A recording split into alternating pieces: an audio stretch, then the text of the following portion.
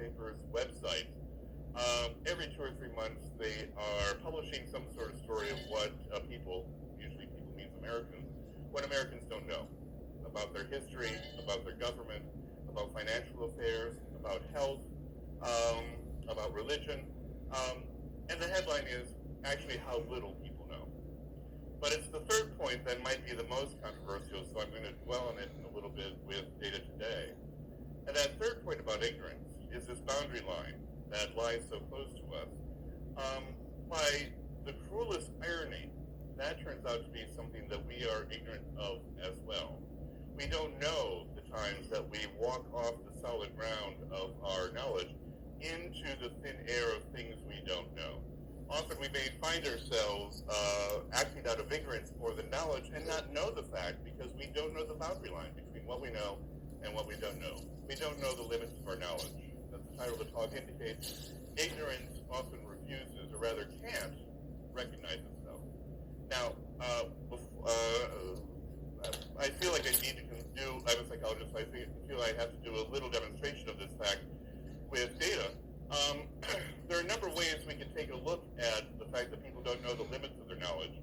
Here's one simple way that was published about 2 years ago, in which we simply went to people and asked them were they familiar or knowledgeable about these common everyday financial terms. And as you can tell, they're common everyday financial terms. Except I want to focus on the last 3 terms because they're interesting to us. Because 91% of our respondents said that they were familiar or knowledgeable about at least one of these topics. There's only one problem with that. These topics don't exist. They were things we made up in my office and then went to Google and made sure they don't exist out in the world. People don't know exactly where their knowledge ends and where everything else begins, or Karl Popper's term begins. This is a little more complicated, but this is, in my lab, what we're known for. Another demonstration that people don't necessarily know what they don't know. This is a graph depicting data that came from a study in which we approached students just as they were finishing an exam in a mid-level psychology course at Cornell University, hundreds of students. And we just simply asked the students how well had they done on the exam. That's the first thing we did. Second thing we did is we asked them if we could look up their actual score when the exams were graded.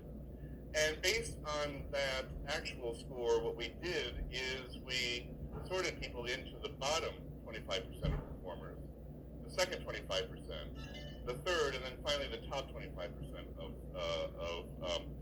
of performers. And basically the blue line indicates how well everybody in each group did.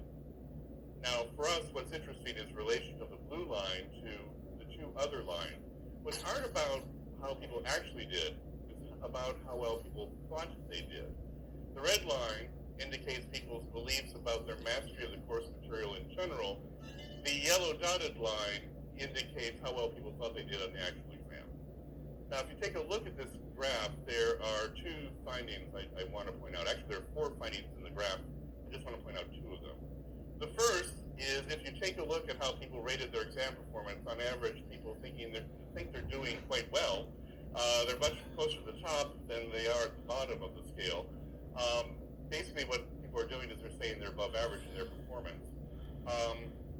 That's what the average person says. They're above average. That's not a surprise. You ask people about their driving ability, their leadership ability, they will tend to tell you that they're above average. That can't be, for example.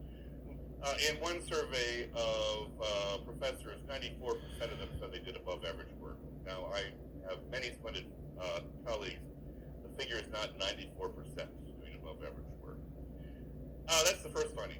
The second finding is that if you take a look at bottom performers, they're almost as positive in how well they think they're doing on this exam as our top performers. They're not as confident, but they're almost as confident.